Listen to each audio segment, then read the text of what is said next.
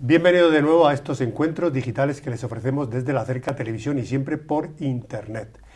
Hoy hablaremos, como viene a ser habitual en los últimos tiempos, también de economía. En este caso vamos a hablar con Daniel Martínez, coordinador regional de Izquierda Unida de Castilla-La Mancha, al respecto de los presupuestos del Estado y también de los presupuestos regionales. Daniel, buenas tardes, ¿qué tal? ¿Cómo estás? Buenas tardes, muy bien, encantado de estar con vosotros. Aun con la que está cayendo estamos muy bien. Bueno, la verdad es que hay por lo menos que transmitir un cierto positivismo, ¿no? Cierto positivismo, una actitud positiva, aunque es verdad que las dificultades pues son muy grandes para mucha gente en Castilla-La Mancha y en Albacete en concreto también. Pues fíjate la que está cayendo, que por recordarle a todos nuestros oyentes, al 1 de octubre, y según el Servicio Público de Empleo Nacional, el paro a nivel nacional supera los 4.700.000 personas y a nivel de Castilla-La Mancha estamos rondando los 240.000, que se dice pronto. Vamos a empezar por algo, empezamos por ahí mismo, si quieres. Daniel, la reforma laboral, pregunto, hago de abogado del diablo, ¿ha contribuido a incrementar el paro o no tiene nada que ver? Bueno, porque el Partido Popular se las prometía muy felices con todo esto, con la reforma laboral. Bueno, sobre prometérselas muy felices hay que recordar que cuando Rajoy tomó posesión como presidente del gobierno, una de las primeras declaraciones que hizo fue reconocer que España podría llegar a los 6 millones o casi a los 6 millones de parados y que durante el año 2012 y 2013 podría haber unos 600.000 parados y paradas más en nuestro país. Eso lo reconocía el propio presidente del gobierno. Por tanto, es un reconocimiento también, yo diría que incluso explícito, de que las políticas que se están llevando a cabo, de que los recortes y los ajustes duros, pues lo único que nos llevan es a mayor paro, a más dificultades para la gente en general, a más pobreza y desde luego a un retroceso que desde nuestro punto de vista es absolutamente injusto y además no solo es injusto, sino que hay otras políticas que se pueden hacer y que deberían ser la preferencia más allá de pagar los agujeros de la especulación bancaria o de los mercados. Y desde luego Castilla-La Mancha no es una excepción. Lo curioso en este caso también, si se puede llamar así, de nuestra región, es que el Partido Popular en la oposición fue muy crítico con las políticas anteriores. Desde Izquierda Unida también lo fuimos, pero desde luego en otra dirección, nada que ver con el Partido Popular. Y sin embargo, desde que gobierna Cospedal, el paro pues, se ha multiplicado en Castilla-La Mancha claramente, ha crecido exponencialmente. Y además de eso, no solo es que haya crecido el paro, es que han desaparecido prestaciones para parados y paradas, son más de 110.000 los parados y paradas que no tienen ningún tipo de prestación, y no solo eso, aún más allá, es que desde que gobierna Cospedal Castilla-La Mancha no ha habido ni una sola medida de creación de empleo en nuestra región. Todas las medidas que ha tomado este gobierno son de destrucción de empleo. Por tanto, todo ello nos dibuja el panorama y las cifras a las que te has referido, pues desde luego están ahí, incluso hay algunas que son que reflejan datos peores, como en la encuesta de población activa, sí, que supera en 1 millón más lo que yo te he dicho. Sí, y que en Castilla-La Mancha, por ejemplo, pues serían 280.000 los parados y paradas que hay en nuestra región, que 280.000, por ejemplo, es pues mucho más que la provincia de Albacete, de trabajadores. Digamos que esa encuesta de población activa lo que refleja es que toda Cuenca, toda la provincia de Cuenca y toda la provincia de Albacete ahora mismo están parados. Reflejaría esa cifra de 280.000 parados y paradas, lo que indica la gravedad de la situación. Hablando de los presupuestos, Daniel, de los presupuestos de Castilla-La Mancha para el año 2013, van a ascender a 7.440 millones con una bajada de un 10,25% menos que en 2012. Teniendo en cuenta que ya hubo una diferencia a la baja sustancial de los presupuestos de 2012 para el 2011, pues la verdad es que la cosa pinta bastante mal. ¿Qué se puede hacer con todo esto? Evidentemente recortar. Pero todos estos recortes que están habiendo, y empezamos por la educación, por ejemplo, ¿va a conllevar el qué, Daniel? Menos calidad de vida, mucho más paro, peor calidad en la educación, no sé.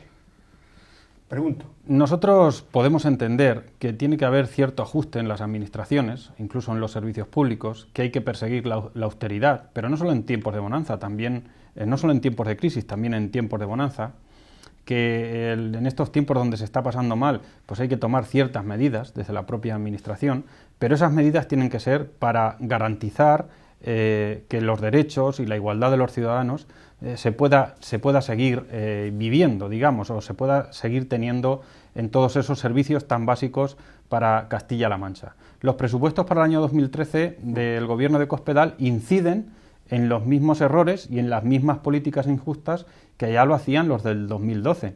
Y es que de ese recorte que has señalado, sí. Más de 400 millones de euros es en políticas sociales. Entonces, esa es, digamos, una gran estafa que está lanzando el Partido Popular, que dice que lo que quiere es garantizar los servicios sociales y a la vez mete la tijera de forma brutal en los presupuestos para los servicios sociales.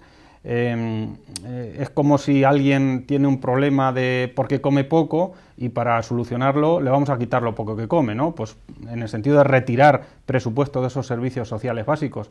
Por tanto, las consecuencias para nuestra región, desde luego, es profundizar en la recesión económica y social que ya tiene esta región, poner muy difícil las cosas para el futuro, para Castilla-La Mancha, porque los servicios sociales, tanto la sanidad como la educación, como los servicios sociales en general, dependencia, ha sido una de las facetas que ha articulado esta región, una de las señas de identidad de esta región. Si eso desaparece, si vamos a su privatización, si vamos a hacer de la salud un negocio, si vamos a tener una educación de élite y los demás van a tener muchas dificultades para acceder a esa educación, pues desaparece también lo que es la igualdad social, la redistribución de la riqueza, que está en la base también de nuestra democracia, y desde luego va a poner contra las cuerdas a muchos ciudadanos, a la gente en general de esta región, pero también a nosotros como comunidad autónoma, como un efecto secundario.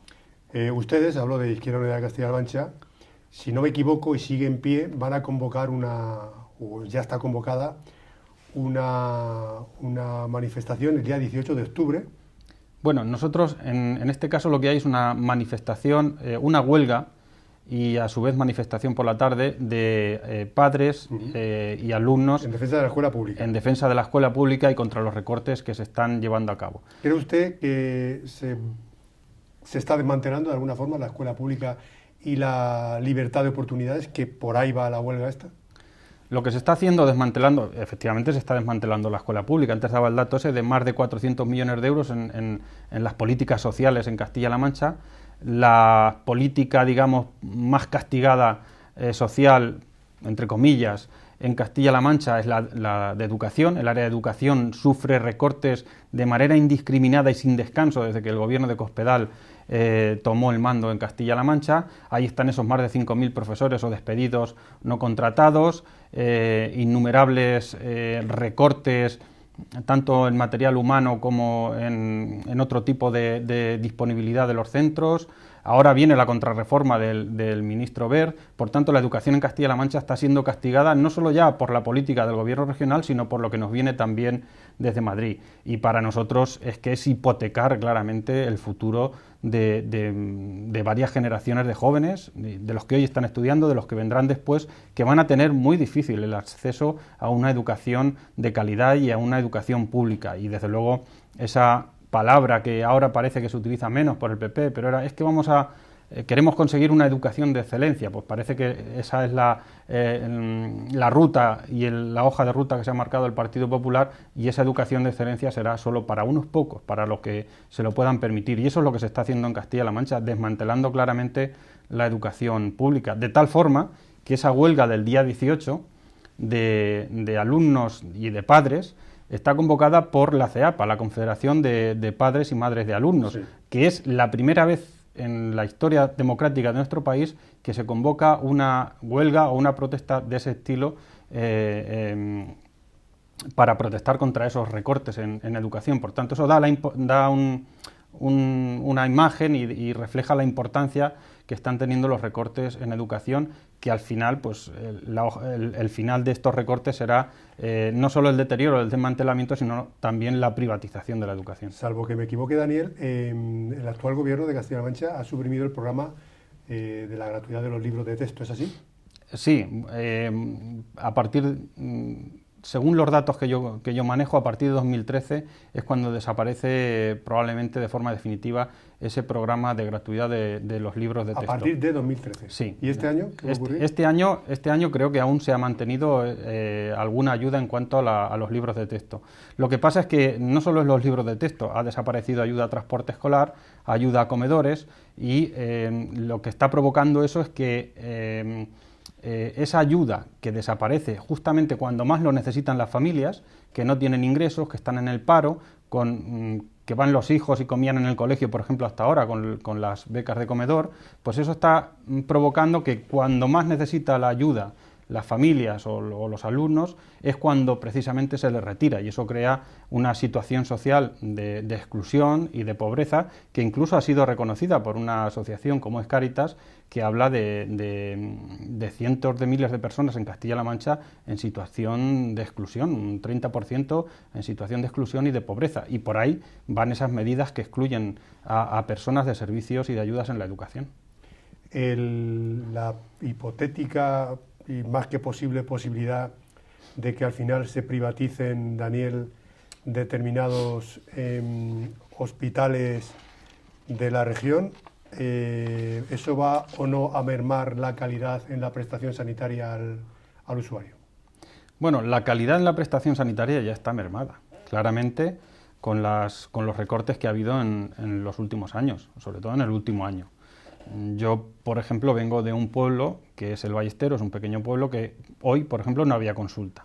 Y eso está pasando desde hace un par de meses, hasta entonces no pasaba. Estamos viendo cómo el gobierno regional o la Consejería de Sanidad ha despedido a más de 2.000 médicos. Por tanto, es material humano necesario para cualquier servicio que da cualquier hospital, necesita esos médicos, esas enfermeras para atender a los pacientes. Ya no están. Hay una rebaja de la calidad, evidente. También nos estamos encontrando cómo ahora ya no se habla de listas de espera, porque lo que hace el gobierno del Partido Popular es que está haciendo desaparecer las listas de espera. Concretamente lo que se dice, váyase usted a su casa que ya le llamaremos. Bueno, pues la verdad es que todo eso y un compendio mayor de medidas que se han tomado está provocando que uno de los grandes valores que había en nuestra región y que así era reconocido año tras año, encuesta tras encuesta, por los usuarios de la sanidad pública, pues se esté también deteriorando a marchas forzadas.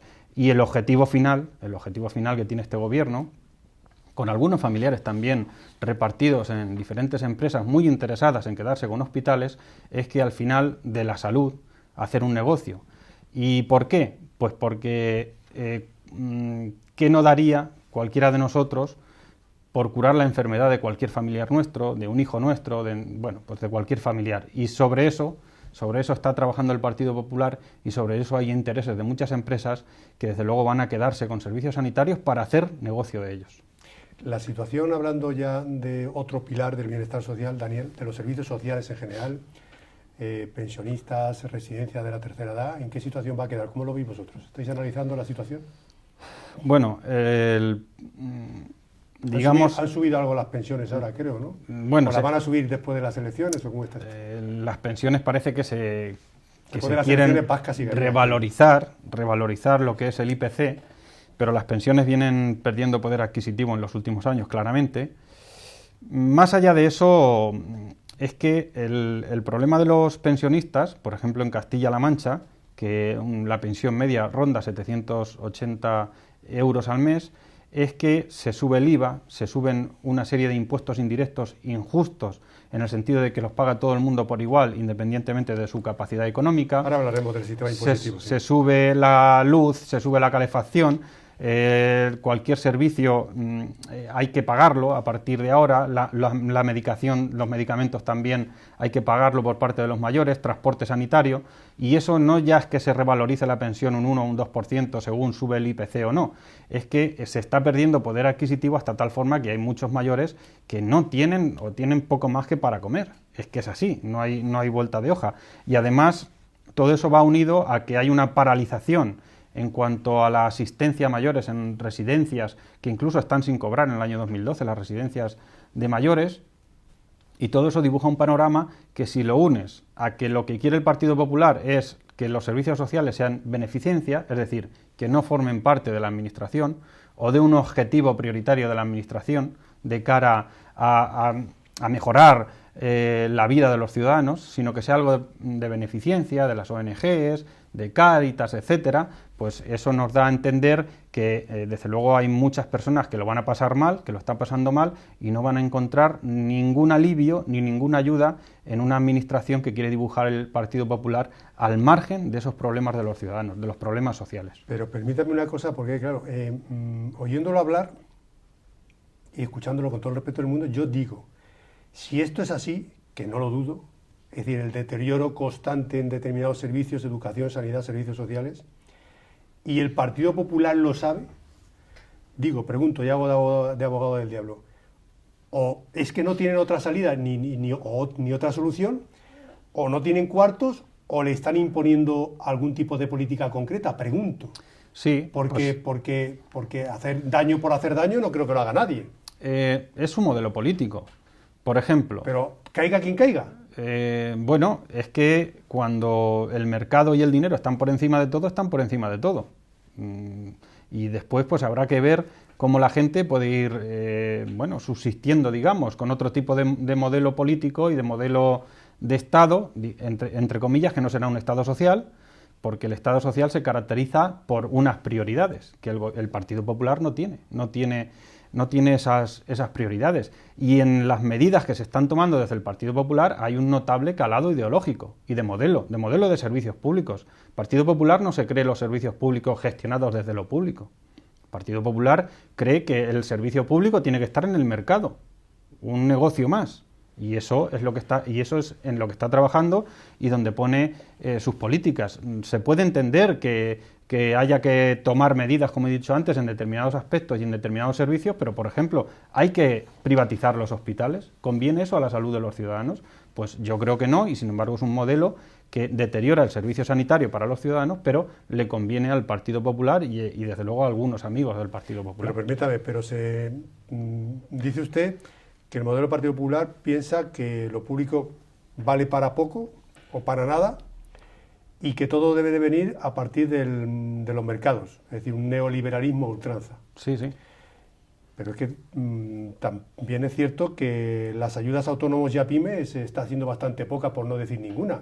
Y la ley de emprendedores, ahí está, que de momento, dicho todo sea de paso, objetivamente, está sirviendo para bastante poco a nivel de recibir ayuda a los empresarios. Yo recordar en este sentido, antes de hablar de lo que es la ley de emprendedores, que en el 2011 hubo un cambio en la Constitución española acordado por el Partido Popular y el Partido Socialista, para nosotros un gravísimo error del Partido Socialista, más que del Partido Socialista, de sus dirigentes, y en la Constitución, en su artículo 135, por acuerdo, además los ciudadanos se acuerdan, fue una reforma express, en unos días se acordó modificar algo que parecía que era imposible, que era la Constitución, y la modificaron para introducir un artículo que dice que la prioridad absoluta en el pago y para hacer frente a los pagos es la deuda pública, la deuda y los vencimientos de la deuda, los pagos a los bancos, etcétera.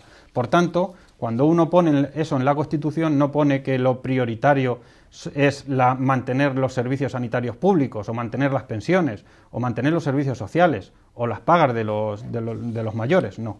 Lo primero es pagar a los bancos, y eso es el modelo del Partido Popular que además reflejó en la Constitución. Y después, es verdad que en Castilla-La Mancha se aprobó hace más de un año lo que se denomina, y de lo que se viene hablando mucho, de lo que ahora es los emprendedores.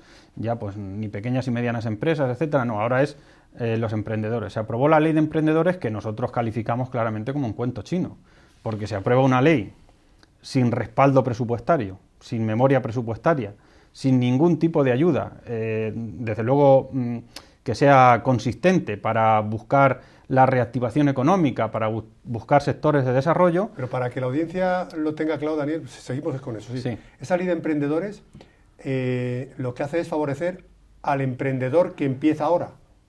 Pregunto. Sí, pero además sin ningún tipo de... Bueno, ¿y los que ya están de hace un año o 2 o 3 o 4? Bueno, eso ¿y están con la soga al cuello? Eso claro. Es más nivel de subsistencia, parece ser, sí. Pero aún así, aunque sea apoyar a los nuevos, la ayuda es mínima, es más de discurso, es más de pose, es más de cara a la galería que otra cosa. Y de hecho, pues hay un dato que hemos conocido estos días y es que casi 1.600 empresas, pymes, autónomos, etcétera, han cerrado en Castilla-La Mancha en el primer semestre del año 2012. Por tanto, esa ley de emprendedores es que se queda en un cuento chino, es que es papel mojado, que no tiene medidas de verdad para que la gente se pueda animar, o los emprendedores, o los empresarios, o el que tiene un pequeño negocio, se pueda animar a emprenderlo, a ponerlo en funcionamiento, pero es que no solo eso, es que además hay dificultades para salir adelante. Muchas de esas dificultades pasan por la política en torno a la banca y en torno a ayudar a la banca sin ningún tipo de condicionamiento, que desde luego está ahogando a muchas empresas que incluso podrían funcionar de forma clara y de forma positiva. Hablamos de eso, del sistema financiero español, de la situación actual, de ese rescate para el sistema financiero, hablaremos después para España y Castilla-La Mancha, del FLA y de otras cosas, pero hablando de la banca en concreto, la que nos han liado los banqueros no tiene nombre. Sí, empezando, no voy a decir nombres, empezando por uno y acabando por otro, la que nos han montado es de órdago. Y dicho sea de paso, también hay que decirlo, en épocas de Zapatero se nos vendió también una moto gorda diciendo que teníamos el mejor sistema financiero de Europa, sí, si no del mundo. Estábamos en la Champions League económica y todas esas... Y de pronto y resulta que de pronto no estamos ya ni en la Champions League, ni siquiera en la segunda vez como está el Albacete, estamos en la regional preferente. No sé si es preferente. Esa es la gran estafa que se ha vivido en este país durante muchos años, la burbuja inmobiliaria, sostenida desde los bancos, con una gestión bancaria y unas inversiones totalmente incontroladas, sin medios específicos para dirigir esas inversiones, además pensando en que parece en la perspectiva de que toda la burbuja inmobiliaria no se iba a romper y de que eso era un desarrollo sin fin y que se iba a mover dinero de forma, bueno, pues como se estaba moviendo en esos momentos, pero desde luego el estallido de la burbuja inmobiliaria pues ha demostrado que el camino no era el adecuado, que las políticas en torno a la banca y las políticas económicas en torno del crecimiento en torno al ladrillo, desde luego eran absolutamente desproporcionadas e injustificables, y ahora lo que nosotros consideramos incluso más injusto es que después de todo esto, de cientos de miles de millones invertidos o puestos encima de la mesa de dinero público para poder tapar los agujeros de la banca, de la especulación financiera, pues además de todo eso es que sigamos dependiendo de ese agujero y que se estén socializando las pérdidas de la banca para que incluso algunos puedan seguir ganando dinero y seguir especulando con el dinero, como ocurre con la deuda pública. Nosotros venimos reclamando dos cosas fundamentales en torno a la banca y a toda esa política que ha ido degenerando. La primera es que se necesita una comisión de investigación en el Congreso, pero para conocer no solo ya un banco en concreto, la gestión de un banco en concreto, para conocer la problemática bancaria que ha habido en este país y cómo y por qué se han tomado las decisiones que se han tomado y quién son los responsables. Y la segunda, nosotros defendemos como salida una banca pública. Nosotros creemos que lo que no se puede permitir es que, por ejemplo, el pago a proveedores en Castilla-La Mancha, que el gobierno de Castilla-La Mancha tenga que pedir dinero al 6% para pagarle a sus proveedores cuando los bancos han ido a Bruselas, al Banco Central Europeo, se lo han traído al 1 y después se lo prestan al 6 a la Junta, nosotros creemos que es estrangular a los ciudadanos directamente, estrangular a los ciudadanos. Porque eso aumenta la deuda. Y efectivamente por eso aumenta la deuda. Concretamente, el pago a proveedores en Castilla-La Mancha, que nosotros consideramos que había que pagarle a los proveedores, pero el pago a proveedores en Castilla-La Mancha nos va a costar regalarle a los bancos 1.000 millones de euros, es decir, endeudarnos en 1.000 millones de euros más. Pero es que a los proveedores se les ha pagado ya. Bueno, hasta el 2011.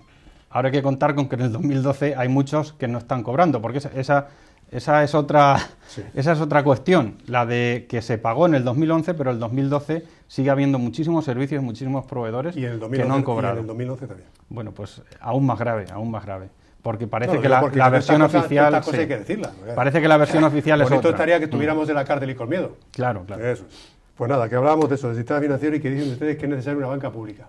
¿Por qué es necesaria una banca pública? Bueno, primero, porque las decisiones que está tomando la banca, que han tomado hasta ahora, van siempre en su propio beneficio. Y además la banca siempre gana, curiosamente. Es como el casino este que se quiere instalar en... No, Eurovegas. ¿Por qué viene a España? Pues porque parece que en España la banca siempre gana. Cuando hay movimiento de dinero, cuando las cosas van bien, pues se presta mucho dinero a largo plazo, se explota bien a las familias, se endeudan las familias hasta las cejas, porque los bancos parece que están muy sueltos, pero cuando hay pérdidas, resulta que se socializan. Es decir, los bancos, por ejemplo, el de Caja de Castilla-La Mancha, o en este caso la Caja de Madrid o Bankia, cuando tienen agujeros, tienen deudas importantes, hay que salvarlos y reflotarlos a toda costa con el dinero de todos los ciudadanos. Nosotros creemos que en España hace falta una banca pública, que se puede desplegar, que con todo el dinero que se le ha puesto encima de la mesa a la banca privada y con mucho menos, se había desplegado una banca pública que hubiese ayudado a las familias y que hubiese ayudado a las pequeñas y medianas empresas, muchas de ellas ahogadas simplemente por falta de liquidez. Y nosotros creemos que, por ejemplo, el caso de la CCM es un caso que podría haber sido uno de los primeros de despliegue de esa banca pública. Era una caja de ahorros con un carácter público, aunque no fuera una banca pública estrictamente, que tenía sus oficinas, tenía su personal y que además tuvo una ayuda de 7.000 millones de euros del gobierno, al menos 7.000 millones de euros de dinero público. Por tanto, era un paso hacia adelante para ayudar y ser una herramienta financiera estratégica en esta región, pero se prefirió poner el dinero y privatizarla para que otros hagan el negocio. No, simplemente matizar lo que usted comentaba hace un par de minutos, lo del Fondo de Liquidez Autonómico, el famoso FLA, o este rescate que la Junta al final ha pedido, no sé si son 800 y pico millones de euros. 848 parecen ser. Sí. Casi 50 millones de euros. Bueno, ¿a qué va a ir destinado, Daniel? ¿Tiene usted datos concretos? Sí, en concreto la regulación del Fondo de Liquidez Autonómico, lo que dice... Ustedes están en contra de este fondo, sí, de este rescate. Sí. Bueno, vamos a ver, nosotros podríamos entender... ¿O en la forma? No, podríamos entender que existiera un fondo de liquidez autonómico para que las autonomías pudieran ir a endeudarse y no despedir a más médicos, no despedir a más profesores, hacer políticas de reactivación económica, ayudar a pequeñas y medianas empresas, hacer planes de empleo, sí, pagarle a los ayuntamientos, pagarle a las residencias de mayores, endeudarse para eso. Pero es que no es eso. Es que la Junta va a ir al Fondo de Liquidez Autonómico, va a coger 848 millones y se lo va a entregar a los bancos. Y eso es lo que nosotros ni compartimos ni podemos seguir entendiendo. ¿Eso va a ir a los bancos? Obligatoriamente. Va a ir a vencimientos de deuda pública y préstamos con los bancos, porque así lo regula el Fondo de Liquidez Autonómico. Y eso o sea, que la gente que les deben no va para eso no va para la gente que se le debe. No va para ayuntamientos, ni para servicios sociales, ni para servicios sanitarios, por ejemplo. Pero eso no es lo que están diciendo todos los días. Eso pueden decir otra cosa, pero está claro que además se recogen los presupuestos para liquidación de vencimientos. Y no solo eso, sino que ese dinero que se pide y se le va a dar a los bancos viene acompañado de otro recorte presupuestario, como bien ha señalado al principio, sí, de un 10% que sobre todo afecta a políticas sociales y a despido de personal. Bueno, pues están bien las cosas, ¿eh? No están bien, no están bien. Lo más importante, diría yo, es que también hay un sentimiento cada vez mayor en la calle, un rechazo cada vez mayor a estas políticas, que son estamos siguiendo el mismo proceso que se ha seguido en Grecia, destructivo de todo el modelo de Estado social, incluso democrático, y además cada vez es más consciente la gente que hay otras alternativas, que se pueden hacer otras políticas y que perseguir ese dogma del déficit presupuestario y pagar la deuda pública o no endeudarse a toda costa, pues está trayendo unas consecuencias tremendas, terribles para la sociedad. Está desapareciendo nuestro modelo de Estado social. Estamos en un estado de emergencia social, económico y además democrático. A eso hay que añadirle el democrático por las imposiciones, determinadas imposiciones del Partido Popular, y desde luego desde Izquierda Unida defendemos que hay otras alternativas en lo económico, en lo impositivo. Ese dinero que se dejó de recaudar cuando le perdonamos millones y millones de impuestos a los más ricos, el fraude fiscal, los paraísos fiscales. Hay otro dinero que se puede recaudar y no todo tiene por qué ser recortes y más recortes, y además siempre soportarlos los más débiles. Un tema que a ustedes les preocupa especialmente también, entre otros muchos, una de sus reivindicaciones es solucionar el tema del agua. Como usted sabe, recientemente se ha aprobado que para este trimestre en el que ya estamos inmersos, pues se traspase unos 101, concretamente 101,7 hectómetros cúbicos para este trimestre concreto. Ustedes exigen que se cumpla la normativa europea porque no están de acuerdo ni con este trasvase de agua ni con la comisión que organiza y determina y gestiona la Comisión del Trasvase Tajo Segura. Por cierto, Comisión de Explotación del Trasvase Tajo Segura. Comisión de Explotación. Bueno, varias cosas que decir sobre esto. Lo primero, el trasvase Tajo Segura, a pesar de que ha derramado ríos de tinta, de declaraciones y de intenciones, y de ser protagonista incluso en estatutos fallidos, que llegaron al Congreso y luego volvieron a Castilla-La Mancha, sigue en las mismas condiciones que el primer día que se inauguró. Es decir, las normas de explotación, los planes de cuenca y el Plan Hidrológico Nacional sigue sin modificar nada del trasvase Tajo Segura. Por tanto, esos 103 o 104 hectómetros cúbicos que se aprobaron el otro día entran estrictamente dentro de la legalidad porque nadie la ha movido esa legalidad. Y se puede seguir trasvasando hasta un 10%, hasta que los pantanos de cabecera estén en un 10% aproximadamente, y ahora mismo están en un 24%. E incluso desde voces de otros partidos... Pero que un 10% de ese pantano está seco. Efectivamente, pues eso es lo que dice la legislación. Por eso nosotros venimos reclamando desde hace muchos años que, más que hablar y dar mucha batalla sobre el trasvase Tajo Segura, lo que hay que hacer es ir al Congreso y modificar las normas de explotación. Cosa que no ha querido hacer ni el Partido Socialista ni el Partido Popular hasta la fecha, y por lo que se ve tampoco están muy por la labor. Ahora, la primera clave del trasvase Tajo Segura es que es insostenible. No hay agua para seguir trasvasando. Y no hay agua para seguir trasvasando porque hay una normativa básica europea que dice que los ríos tienen que ser ríos y tienen que tener un mínimo caudal. Mínimo caudal que en estos momentos, por ejemplo, el río Tajo no lo tiene. Cuando se apruebe el Plan Hidrológico Nacional del Tajo, el Plan de Cuenca del Tajo, y recoja y cumpla la normativa europea, nos encontraremos con que no se va a poder trasvasar agua, porque es que ya difícilmente hay para un caudal ecológico del río. Por tanto, nuestra prioridad en estos momentos es que ese plan vea la luz cuanto antes, porque estamos convencidos que eso va a ser el primer paso para ir acabando progresivamente con esa hipoteca que supone para Castilla-La Mancha el trasvase Tajo Segura. Y además nosotros en el mes de junio viajamos a Bruselas, hicimos una denuncia sobre los planes de cuenca, porque según la normativa europea, los planes de cuenca, no solo del Tajo, también del Júcar, que es muy importante para esta región y para Albacete en concreto, se tenían que haber terminado en diciembre del 2009.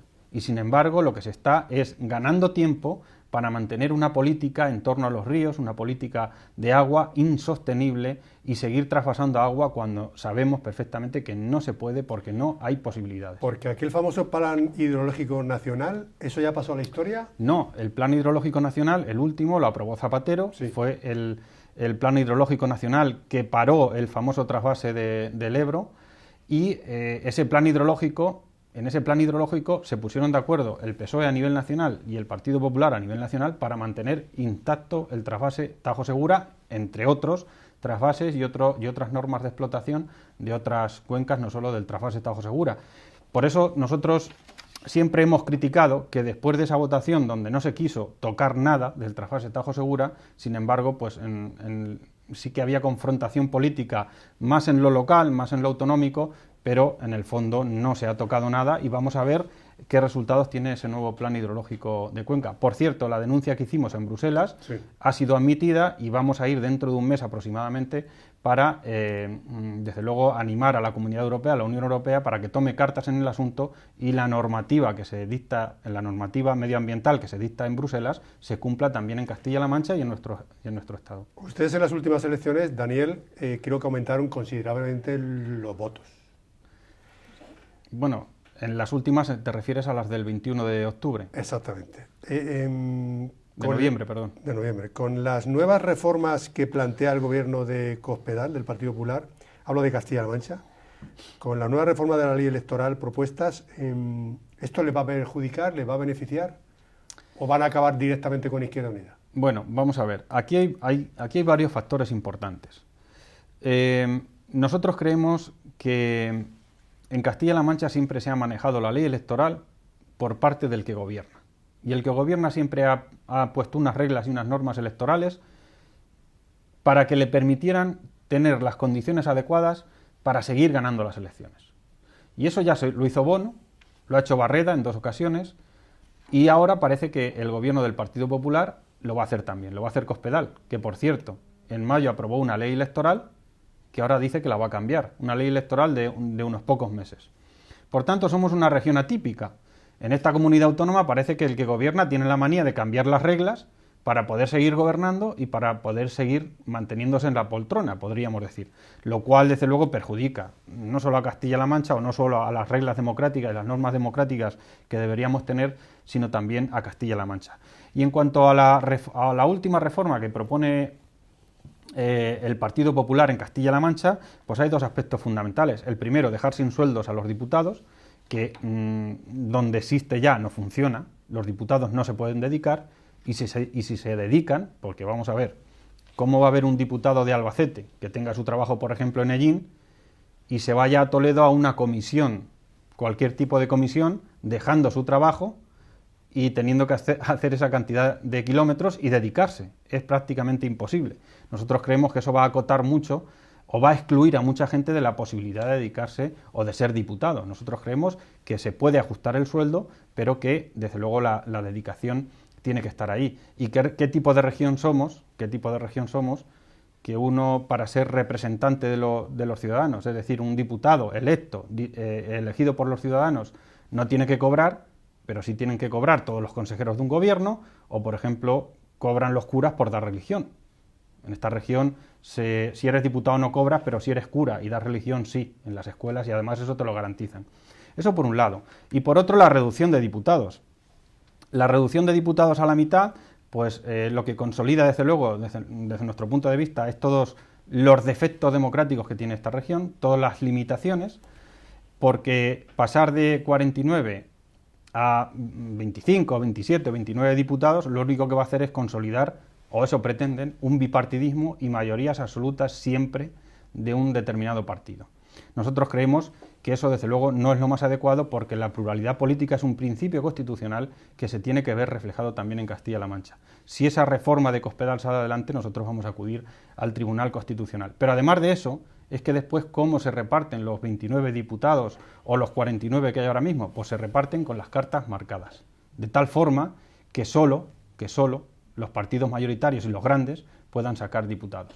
Porque a nosotros pues si el reparto fuera proporcional, podríamos hablar de ahorrar o de tener menos diputados.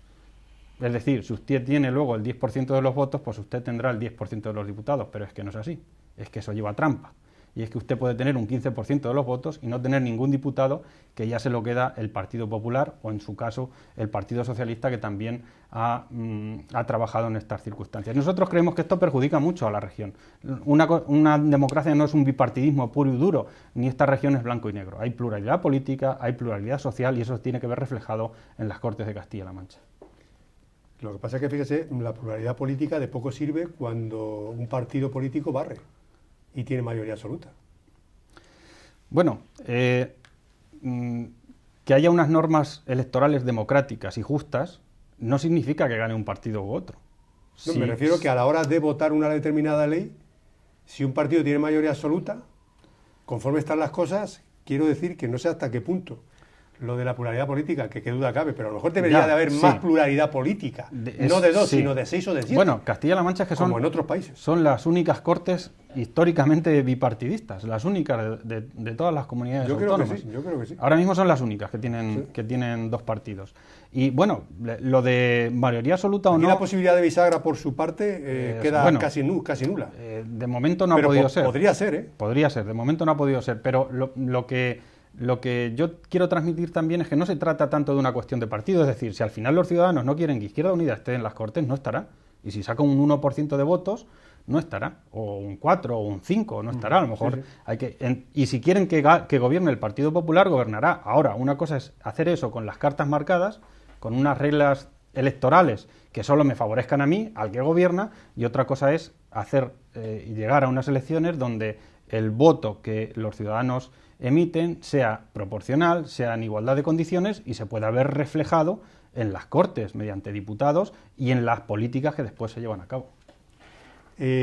Acabamos prácticamente ya, Daniel, pero me gustaría acabar hablando de un tema muy importante porque afecta a muchísimos empresarios pequeñitos, medianos, grandes y también a las familias. Hablamos del sistema impositivo actual español, el sistema tributario en el sentido de impuestos, contribuciones, tasas y particularmente la famosa subida del IVA que ha tenido lugar el día 1 de septiembre y la repercusión que ha tenido. ¿Tienen ustedes datos al respecto de todo esto?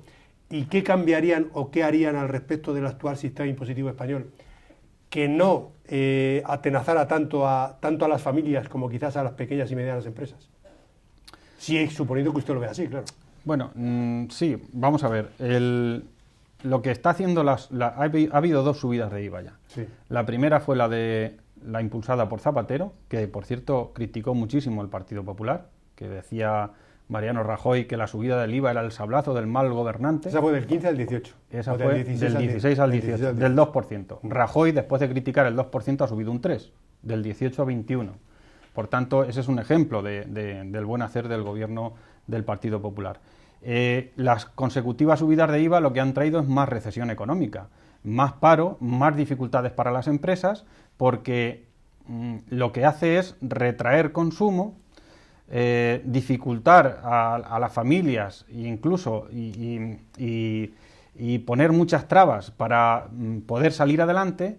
Al retraer consumo y no moverse la actividad económica, pues eso afecta directamente a los pequeños y medianos empresarios, a los comercios que no pueden vender, porque además venden más caro, además de que las familias tienen menos poder adquisitivo.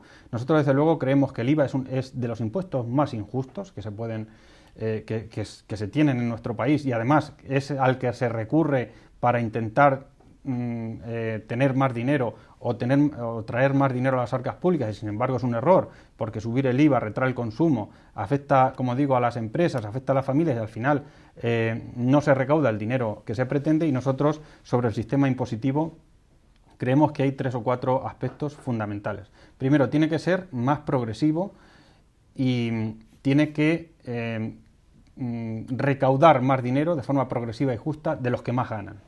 Segundo, tiene que luchar contra el fraude fiscal. Nada de amnistías fiscales como las que ha hecho el gobierno del Partido Popular, a un 10%, ahorrándose muchos que han acudido, no muchos, pero algunos que han acudido a esa amnistía fiscal incluso se han ahorrado dinero. Es decir, se le premia al que defrauda. Desde luego nosotros creemos, por ejemplo, en Castilla-La Mancha hay un 20% de economía sumergida y hay que atacar a ese 20% de economía sumergida para que pase por las arcas públicas. Algunas de estas medidas son posibles si se tiene la voluntad política para llevarlas a cabo y además eso facilitaría que se puedan reactivar o que pueda haber medidas de ayuda y de reactivación económica reales y no como lo que se está haciendo en estos momentos, que es ahogar cada vez más no solo a las familias, sino, como bien decías, a las pequeñas y medianas empresas y autónomos. ¿Cree usted que la situación en los próximos meses, Daniel, va a ir a mejor o a peor? Bueno, la situación a mí me gustaría que fuera mejor. ¿De qué dependerá? ¿De la agencia Moody, de Angela Merkel? Parece que todo es lo mismo, porque ¿del republicano si gana Obama? Pasan unos de Standard & Poor's, pasan al Banco Central Europeo, del Central Europeo a la agencia Moody's, del Fondo Monetario. Bueno, parece que al final son todos lo mismo y parece que nos hacen bailar al son o la música que ellos tocan. Nosotros tenemos un objetivo claro y es que estas políticas nos conducen al desastre, nos están conduciendo al desastre, a un deterioro social, económico, incluso democrático, que va a costar muchísimo, muchísimo recuperar. Y para nosotros lo ideal y en lo que estamos trabajando es en una alternativa política y en una alternativa programática que los ciudadanos puedan percibir, creíble y aplicable, y lo segundo, en que hay que movilizarse contra las medidas de este gobierno, porque si Rajoy aguanta 4 años al frente del gobierno, a este país y a Castilla-La Mancha en concreto, desde luego se va a desfigurar, no la vamos a conocer y no podremos hablar de eso de Estado democrático, social y de derecho como hemos tenido hasta ahora. Vamos a tener lo que es un puro y duro mercado donde los más ricos van a controlar y lo están haciendo ya las políticas que se aplican y el camino que se sigue en torno a los gobiernos y a la aplicación de esas políticas. Dice usted que si Rajoy está 4 años, ¿y quién lo va a impedir? Bueno, yo más que yo... ¿Unas elecciones adelantadas que ustedes dicen? Sí, nosotros creemos que una movilización social constante, sostenida... Para adelantar unas elecciones. Sí, nosotros creemos. Además, también estamos defendiendo junto a los sindicatos, a esa cumbre social europea y junto a los sindicatos, estamos defendiendo que las medidas que está tomando el gobierno de Rajoy son tan duras y de tanto calado, sobre todo las que anunció en el mes de julio, que deberían pasar por una consulta popular, por un referéndum, para que los ciudadanos decidan si lo que quieren es seguir pagándole a los bancos, tapando agujeros de los bancos, o quieren seguir disfrutando de la sanidad, de la educación, de los servicios sociales, o que decidan en qué quieren gastar la deuda, si es que hay que tenerla. Y nosotros en ese sentido creemos que ese referéndum debería realizarse y en todo caso animamos a que la gente esté en la calle, a que se movilice desde lo institucional y desde la calle, nosotros desde lo institucional, de los partidos políticos, para poder conseguir que este gobierno no siga adelante. Y vamos a ver cómo y en qué consiste ese rescate. Vamos a verlo. ¿El de los bancos o el de España? El de los bancos y el de España, los dos, que parece que nos vienen y que van a ser una vuelta de tuerca más, y vamos a ver si eso está este país en condiciones de aguantarlo. Pues Daniel Martínez, coordinador regional de Izquierda Unida de Castilla-La Mancha, le hemos dado un buen repaso a la situación regional y nacional, política y económica. Sí, ha sido un placer. No se guarde usted nada en el tintero y diga lo que quiera. Bueno, pues la verdad es que casi todo está dicho, aunque desde luego la situación es complicada y lo que hay que tener también es ánimo, hay que luchar y no hay que decaer en el esfuerzo de que las cosas y en la intención de que las cosas pueden ser diferentes. Flaquean, Daniel, A veces las fuerzas flaquean. Pero hay que levantarse y seguir luchando. Daniel, muchísimas gracias. Está en su casa hoy y siempre. Gracias a vosotros. Y nosotros nos despedimos desde la Cerca Televisión, aquí como siempre en Internet, en unos próximos encuentros digitales que les ofreceremos muy pronto. Muchísimas gracias, que sean felices.